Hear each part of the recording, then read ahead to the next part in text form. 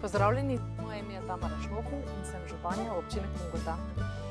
Šteje približno 4770 prebivalcev. Uvrščamo se med tako imenovane manjše občine in ležimo na območju Slovenskih goric. Naš največji ponos je nedvomno znamenita cesta Srčkova pot med vinogradi. Prav tako smo znani po odličnih vinarjih, svetovno priznanih vinarjih in predvsem kot županja si želim, da bi se razvijali na področju turizma tudi v prihodnje, ki je vse bolj pomembna gospodarska panoga tudi v svetovnem merilu. Prihajam iz družinske kmetije Lever Vračko, na kateri se v bistvu primarno ukvarjamo z živinorejo in pa vinogradništvom. Midva z možem obdelujemo nekje 5 hektarov vinogradov, ki so zasajeni z takimi tipičnimi štajerskimi vinskimi sortami. To so v bistvu naše primarne dejavnosti, drugače pa se moja mama ukvarja tudi z dopolnilno dejavnostjo izdelave ročnih del iz naravnih materialov in pa na strehah poslopij imamo tudi sončno elektrarno v velikosti 112 kV. Kmetovati je zagotovo zelo lepo, to je poklic, v katerem si kar skozi v stiku z naravo, bolj stalen prihodek prinaša živinoreja.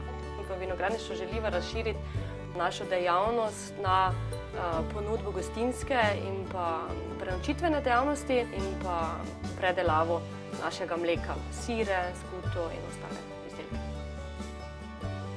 Tukaj na naši kmetiji kot 5. generacija nadaljujemo tradicijo naših prednikov, ki smo jo še malo nadgradili. Zdaj je osnovna dejavnost, s katero so se ti naši predniki ukvarjali, je bilo vinogradništvo. Mi se pa ukvarjamo še zdaj z turizmom, tako da lahko gostom ponudimo in dobro vino in dobro hrano. Veliko zelenjave pridelamo sami, to, kar pridelamo, znamo tudi predelati. Tako da dejansko smo v to vključeni vsi kot družina, jaz, mož in pa sin.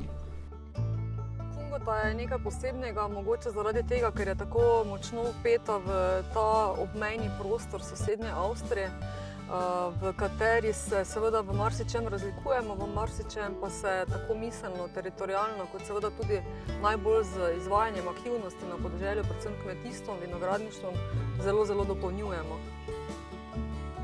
Ravno za mojo izvolitvijo se je pokazal velik interes strani mladih, da bi tudi sodelovali v lokalnih društvih, tako turističnih društvih kot kulturnih društvih. Tega prej nismo bili deležni, večinoma so bili člani in pa aktivni člani, bom rekla, predstavniki starejše generacije.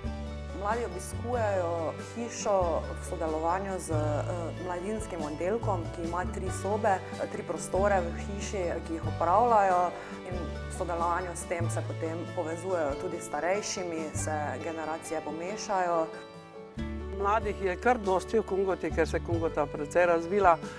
Samo po končani srednji šoli se malo kdo vrne v Kungoto v domači kraj, da bi tu bil zaposlen, ker pač zaposlitve v naši Kungoti ni ne vem koliko, da bi se lahko tu v kraju zaposlili.